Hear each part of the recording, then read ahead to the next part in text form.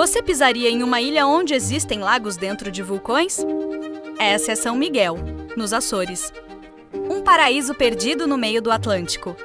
Aqui você encontra a famosa Lagoa das Sete Cidades, com águas azul e verde lado a lado. A Lagoa do Fogo, escondida entre montanhas. E fontes termais naturais onde a água ferve do chão. Uma cachoeira gigante despenca no meio da floresta, parecendo um cenário de filme. São Miguel parece outro planeta. Mas é real. E a pergunta é: você teria coragem de mergulhar nas águas quentes de um vulcão?